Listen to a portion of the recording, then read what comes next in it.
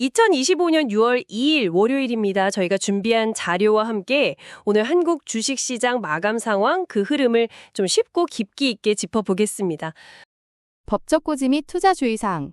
본 콘텐츠는 초기 화면에 명시된 날짜 기준 데이터로 제작자 보유 또는 미보유 종목을 다룹니다. 콘텐츠에 오류가 포함됐을 가능성과 검증되지 않은 평가 방법론을 사용했음을 안내하며 어떠한 경우에도 투자 권유가 아님을 명시합니다. 투자는 원금 손실 가능성이 있고 투자에 대한 모든 책임은 투자자 본인에게 있습니다. 항상 유의하시기 바랍니다. 네, 그럼 바로 시작해 볼까요? 오늘 시장 대선을 딱 하루 앞두고 있어서 그런지 결국 강보합으로 마무리가 됐네요. 코스피가 0.05% 올라서 2698.97. 네, 코스닥은 그래도 0.81% 상승해서 740.29를 기록했고요. 맞아요. 장중에 코스피가 2700선을 잠깐 넘기도 했었는데 상승폭은 좀 줄었어요. 네, 그렇죠. 코스피 쪽 수급을 보면요. 개인하고 외국인은 순매수였는데 기관이 좀 많이 빨았어요. 이게 상승을 좀 제한한 것 같고요. 기관 매도세가 컸군요. 네, 반면에 코스닥은 외국인하고 기관이 같이 순매수했고요.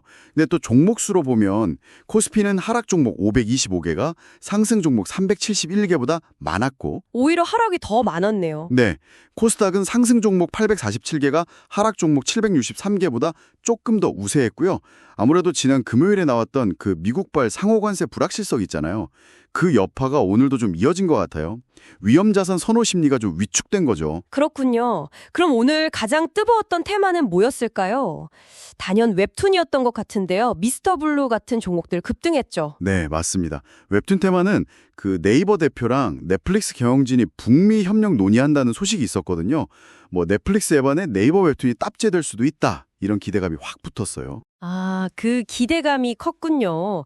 2차 전지 플러스 13.29%랑 화장품 플러스 9.96%, 게임 플러스 9.18% 쪽도 분위기 좋았어요. 네, 2차 전지는 이재명 후보가 K배터리 지원 정책 발표한 게 좀 호재였어요. 특히 그 전고체 배터리 지원이라든가 국내 생산 촉진 세제 같은 구체적인 내용들이 언급되면서 기대감을 높였거든요. 전고체 배터리요? 그게 차세대 기술로 주목받는 그거죠? 맞아요.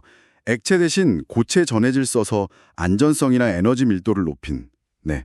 그리고 또 솔루스 첨단 소재가 CATL, 그 중국 회사죠. 거기랑 전지박 공급 계약 맺었다는 소식도 긍정적이었고요. CATL과의 계약이요? 네. 화장품은 꾸준히 K소비재 글로벌 확장세, 1분기 수출 좋았던 거, 게임은 하반기 신작 기대감, 이런 것들이 작용한 걸로 보입니다. 반면에 철강 테마 마이너스 10.12%는 오늘 분위기가 정말 안 좋았어요. 이건 역시 그 이슈 때문이겠죠? 네, 직격탄이었죠. 트럼프 대통령이 철강 관세를 기존 25%에서 50%로 올린다고 발표했잖아요. 6월 4일부터 바로 시행이라고 하니까. 50%면 정말 크네요. 그렇죠. 한국 철강 제품들 미국 내 가격 경쟁력 떨어지는 게 불가피해 보이고요. 저희 준비한 자료에도 있지만 작년 기준으로 대미 철강 수출액이 한 29억 달러, 전체의 9% 정도 되거든요. 비중이 꽤 크네요. 네, 그러다 보니 세아제강이나 포스코홀딩스 같은 종목들이 좀 같이 빠졌죠. 이걸 좀 지속성 관점에서 보면 웹툰은 좀 단기 이벤트성 느낌이고 2차 전지는 중장기 정책 모멘텀, 철강은 이건 좀 구조적인 악재로 봐야 할 것 같습니다. 알겠습니다.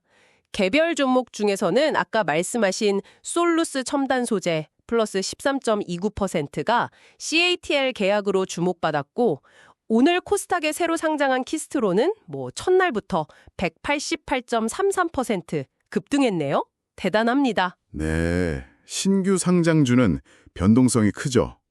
그리고 내추럴 엔도텍도 플러스 19.91%도 눈에 띄었는데 예전에 그 가짜 백소 논란이 있었잖아요. 관련해서 대법원 판결이 나왔어요. 그 이슈 관련해서요? 네, 배상 책임이 없다는 판결이 나오면서 불확실성이 해소된 점이 주가에 좀 반영된 것 같아요. 대화제약도 경구용 항암제 임상 3상 성공 소식이 있었고요. 그렇군요. 참 오늘 이야기 중에 용어가 몇 개 나왔는데 HBM, 이건 뭔가요? HBM은 고대역폭 메모리라고 해서요. 요즘 인공지능 AI 시대에 꼭 필요한 고성능 메모리 반도체예요. AI 관련이군요. 게임 쪽에서는 크로스 플랫폼 얘기도 있었고요. 네, 크로스 플랫폼은 모바일이나 PC, 여러 다른 기기에서도 같은 게임을 즐길 수 있는 환경을 말하는 거고요. 알겠습니다. 그럼 앞으로 좀 주목해야 할 부분은 뭘까요? 정책이나 글로벌 이슈 같은 거요? 일단 정책적으로는 이재명 후보의 K배터리 육성 5대 전략, R&D 강화나 생산 촉진, 삼각벨트 조성 같은 것들이 구체화되는 걸 봐야 하고요. 글로벌 이슈로는 역시 트럼프 행정부의 철강 관세 인상 외에도 중국 드론 규제 움직임 같은 미중 무역 갈등 양상을 계속 주시해야 합니다. 결국 대선 결과랑 새 정부 정책, 그리고 미중 갈등 이 세 가지가 중요 변수겠네요. 네, 맞습니다. 당분간 시장 방향성에 큰 영향을 줄 요인들이죠. 그럼 이걸 매매 관점에서 좀 보면 단기적으로 웹툰 테마는 그 네이버 넷플릭스 협업 내용이 어떻게 나오느냐에 따라 변동성이 클 수 있겠고 그렇죠. 기대감이 선반영된 부분도 있을 테니까요. 2차 전지는 그래도 정책 지원 기대감이 있으니 상대적으로 좀 안정적일까요? 네, 단기적으로는 그렇게 볼 수 있겠고요. 좀 더 중장기적으로 본다면 역시 AI 수혜가 기대되는 메모리 반도체, 특히 HBM 분야에서 앞서가는 SK 하이닉스 같은 기업들. 자료에 따르면 2025년 실적 전망도 상당히 좋더라고요. 매출 97조에 영업이익 45조. 와, 전망치가 대단하네요. 네. 그리고 글로벌 확장이 기대되는 화장품 산업도 유망해 보이고요. 반면에 철강처럼 관세 영향 직접적으로 받는 업종은 당분간 좀 리스크 관리가 필요해 보입니다. 그럼 포트폴리오 전략은 어떻게 가져가면 좋을까요? 일반 눈이긴 하지만 AI 반도체나 2차 전지, 화장품 같은 성장 섹터 비중은 좀 늘리고 철강 같은 위험 요인이 있는 쪽은 비중을 좀 줄이는 방향을 고려해 볼 수 있겠죠. 네, 잘 알겠습니다. 그럼 2025년 6월 2일 시장을 정리해보면 대선이라는 큰 이벤트를 앞두고 불확실성이 있었지만 그 속에서도 웹툰이나 2차 전지 같은 어떤 성장 스토리가 있는 쪽으로 좀 돈이 몰리는 그런 차별화 장세가 나타났다고 볼 수 있겠네요. 네, 그렇죠.